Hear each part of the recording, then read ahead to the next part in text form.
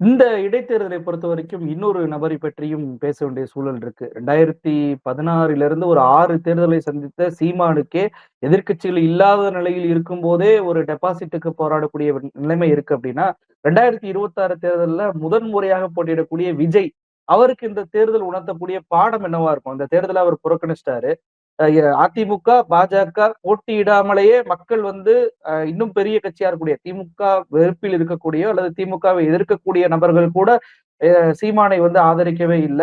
இவ்வளவு காலம் வேட்பாளராக நின்று போட்டியிட்டவர் தான் சீதாலட்சுமி. அவருக்கு இது 6வது தேர்தல். அவருக்கே டெபாசிட் கிடைக்கல அப்படின்றப்ப, விஜய்க்கு என்ன மாரியான ஒரு நிலைமை 2026ல ஏற்படும்? ஏன்னா இந்த முறை நீங்க சொன்னீங்க முதலமைச்சர், துணை முதலமைச்சர் யாருமே வந்து பிரச்சாரத்திற்கு வரல. தேர்தல் நடந்ததாகவே தெரியல. அந்த திருவிழாவுடைய கொண்டாட்டமே இல்லன்னீங்க. ஆனா 2026 என்பது முதலமைச்சர் களத்துல இருப்பாரு, துணை முதலமைச்சர் களத்துல இருப்பாங்க, கூட்டணி கட்சி தலைவர்கள் களத்துல இருப்பாங்க. அப்படி இருக்கிற சூழ்நிலையில விஜய் போன்ற நபர்களால வெல்ல முடியுமா? அல்லது சீமானுக்கு ஏற்பட்ட நிலை தான் விஜய்க்கு ஏற்படுமா? அதாவது கட்சியினுடைய பேரை அறிவிச்சுட்டு, அந்த கட்சி பேர் அறிவித்ததுல ஸ்பெல்லிங் மிஸ்டேக் இருக்குன்னு 3 நாள் கழிச்சு அத திருத்துறாங்க. கட்சி ஆரம்பிச்சு 1 வருஷம் கழிச்சு தான் மாவட்ட செயலாளரே நியமனம் பண்றாங்க. முதல் வேலை என்ன சார் ஒரு கட்சிக்கு? மாநில கட்டமைப்பு, அதற்கு அடுத்த கட்டமாக மாவட்ட கட்டமைப்பு. 1 வருட காலம் ஆச்சு. அந்த கட்சியினுடைய 1ஆம் ஆண்டு விழா முடிந்ததற்கு பிறகு தான் மாவட்ட செயலாளர் நியமனமே நடந்தது. அதன் பிறகு கொடிய அறிவிச்சுட்டு, நான் ஒரு தேதி அறிவிச்சேன். அந்த தேதியில வந்து உங்களுக்கு கொடிய எதுக்காக அறிவிச்சேன்? அந்த கொடியில இருக்கிற வண்ணங்களினுடைய பின்னால இருக்கக்கூடிய பின்னணி என்னன்னு சொல்றேன். கட்சியினுடைய கொள்கை என்னன்றத பின்னாடி நான் சொல்றேன். இப்படி ஒரு அறிவிப்பை வெளியிட்ட மகத்தான தலைவர் தான் விஜய். 2026 தேர்தலுக்கு முதல்ல வேட்பாளர் அவர் அறிவிக்கிறாரான்னு பார்க்கலாம். அவர் என்ன சொல்லுவாரு? 2026 தேர்தல் எல்லாரும் எனக்கு ஓட்டு போடுங்க. வேட்பாளர பின்னாடி அறிவிக்கிறேன்னு சொன்னாலும் சொல்லுவாரு. அவ்வளவு பெரிய அறிவுஜீவி அவரு. இன்னொன்னு தேர்தல் பிரச்சாரத்த பனையூர்ல உட்கார்ந்துகிட்டு செய்ய முடியாது.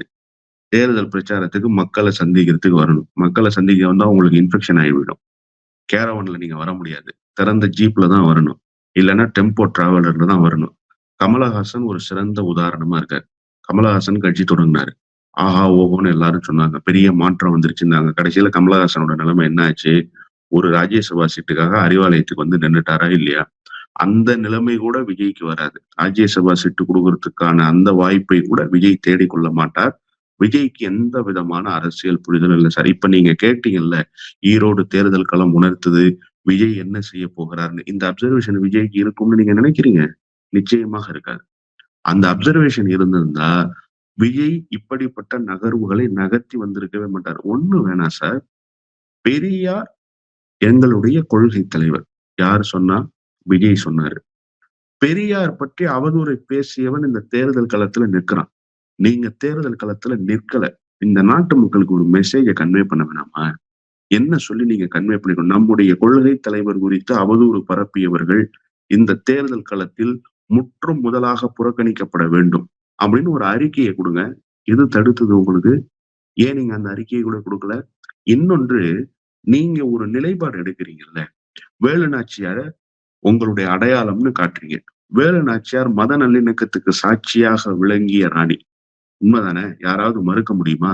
இன்றைக்கும் தென் மாவட்டத்துல வேலு நாச்சியார் என்று சொன்னாலே இஸ்லாமியர்கள், இந்துக்களினுடைய சமூக உறவை பேணி பாதுகாத்த ஒரு அடையாளம் தானே. திருப்பரங்குன்ற விவகாரம் நடந்தத உங்களுடைய கருத்து என்ன? நீங்க யாருக்காவது பக்கம் நில்லுங்க.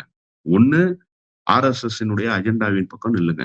இல்லன்னா மத நல்லிணக்கத்தை விரும்புகிற, சமூக நீதியை பேசுகிற மக்களின் பக்கம் நில்லுங்க.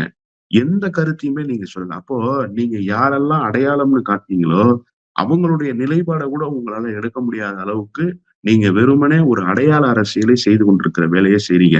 அதனால ஈரோடு தேர்தல் களமெல்லாம் விஜய்க்கு பெரிய பாடம் போட்டிரும்லாம் சொல்ல முடியாது. விஜய்க்கு ஸ்கிரிப்ட் என்ன வருதோ அத வச்சு நடிப்பார் சார். 2026ல ஸ்கிரிப்ட் எப்படி குடுக்குறாங்களோ, நீங்க என்ன புரிஞ்சுக்கணும்னா, இந்த ஸ்கிரிப்ட் குடுக்குறாங்கல்ல, ஸ்கிரிப்ட் குடுக்குறவங்களுக்கு இந்த தேர்தல் ஏதாவது பாடத்த புகட்டியிருக்கா அப்படின்னா, அது நமக்கு தெரியாது. அது வருங்காலத்துல தான் தெரியும். அவங்களுக்கு பாடம் புகட்டப்பட்டிருந்தால் தான் அவர்கள் விஜய்க்கு என்ன சொல்ல வேண்டும் என்று முடிவெடுப்பார்கள். எனவே விஜய்க்கு சொந்த அறிவும் கிடையாது. அது பற்றிய சிந்தனையும் கிடையாது. அது பற்றிய புரிதலும் கிடையாது. தேர்தல் பற்றிய புரிதலும் கிடையாது. எனவே அவர் இப்படியே பிளாங்காவே 2026க்கு வருவார். 2026க்கு பிறகு அவர் என்ன ஆகப் போகிறார் என்பதை தமிழ்நாடு காத்திருந்து பார்க்கும்.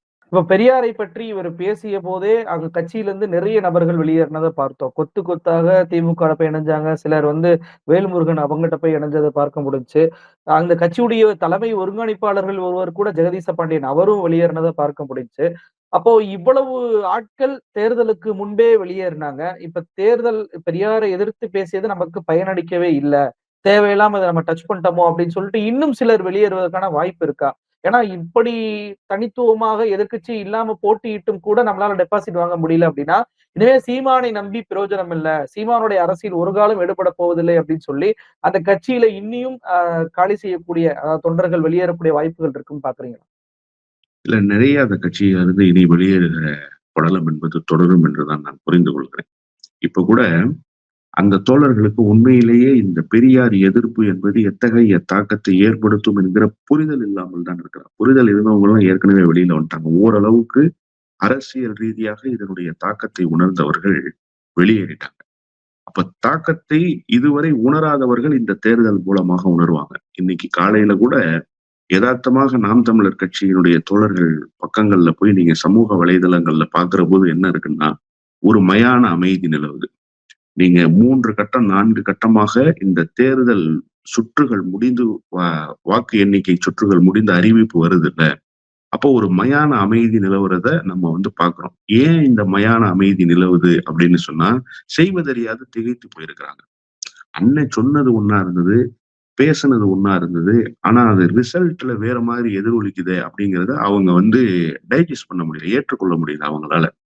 இத வந்து ஒரு புதிய அனுபவமா அவங்க பார்க்குறாங்க. அப்போ இன்று மாலைக்குள் ஒரு தெளிவான சூழல் உருவாயிரும். எத்தனை லட்சம் வாக்குகள் வித்தியாசத்தில் வெற்றி பெற போறாங்க. கட்டுத்தொகை இழந்த பிறகு எத்தனை ஆயிரம் வாக்குகள் கிடைக்கப் போகிறது. எந்தெந்த இடங்கள்ல எவ்வளவு வாக்குகள் கிடைச்சிருக்கு, என்ன பிரச்சனை இருக்குங்கிறதெல்லாம் அக்குவேர் ஆணிவேராக தேர்தல் பகுப்பாய்வாளர்கள் புட்டு புட்டு வைக்க போறாங்க. அரசியல் கட்சிகளுடைய பிரதிநிதிகள் இத பேச போறாங்க. அப்ப நாளைக்கு காலையில ஒரு மாற்று சிந்தனை உருவாகும் அந்த கட்சியில இருக்கக்கூடியவர்களிடத்தில். அப்ப பெரியார் பற்றி பேசியது தப்புதான். அதை நாட்டு மக்கள் ஏற்கல. மேடையில் பேசுவது வேண்டுமானால் வீரமாக இருக்கலாமே தவிர, மக்கள் எப்பவுமே ஒரு பொலிட்டிக்கல் அப்சர்வேஷனோடயே இருப்பாங்க சார்.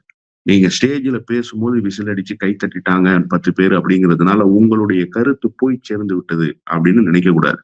எல்லாருமே என்ன சொன்னாங்கன்னா, அது எப்படிங்க ஈரோட்ல அவ்வளவு இலகுவா அவர் சுத்தி வராரு. மக்கள் ஒரு பெரிய எதிர்ப்ப பதிவு செய்ய வேண்டாமா? மக்கள் பெரியார் பற்றி அவர் அவதூறு பரப்பியதற்கு வலுவான கண்டனத்தை பதிவு செய்ய வேண்டாமா? ஏன் மக்கள் அமைதியா இருக்காங்கன்னு. மக்கள் எப்பவுமே அமைதியா இருப்பாங்க. அதனாலதான் அவர்கள் அரசியலை உள்வாங்கிக் கொண்டே இருக்கிறார்கள் என்று பொருள். இயக்கங்களை சேர்ந்திருப்பவர்கள், அரசியல் வயப்படுத்தப்பட்டிருப்பவர்கள் மட்டும்தான் இந்த களத்துக்கு எதிர்ப்பை பதிவு செய்வது, ஆதரவை பதிவு செய்வதுன்னு வருவாங்களே தவிர, மக்கள் அவங்களோட அன்றாட வேலைகளை செய்துகிட்டே இருப்பாங்க. மக்கள் எப்ப ரியாக்ட் பண்ணுவாங்கன்னா, எப்ப எலெக்ஷன் வருதோ அன்னைக்கு சேர்த்து வச்சு குத்துவாங்க. நீங்க ஜெயலலிதா அம்மையார் வந்து முத்திரை கொண்டு வந்து ரேஷன் அட்டைய ஒரு அடையாள அட்டையா பயன்படுத்தலாம்னாங்க. மக்கள் கொந்தளிச்சு வீதிக்கு வந்தாங்களா? இல்ல. அதே மாதிரி வழிபாட்டு தலங்கள்ல ஆடு, மாடு, கோழி பலியிடுவதற்கு தடை சட்டம் கொண்டு வந்தாங்க. மக்கள் எதிர்ப்பு தெரிவிச்சு வீதிக்கு வந்தாங்களா? வரல. கட்டாய மதமாற்ற தடை சட்டம்னு கொண்டு வந்தாங்க. மக்கள் வீதிக்கு வந்தாங்களா? வரல. என்ன செஞ்சாங்க? 2004 தேர்தல் வந்தது. வலுவான எதிர்ப்பை தேர்தலின் மூலமா பதிவு செய்து ஒரு இடம் கூட பாஜக, அதிமுக கூட்டணிக்கு கிடைக்க விடாம செய்து முடிச்சாங்க.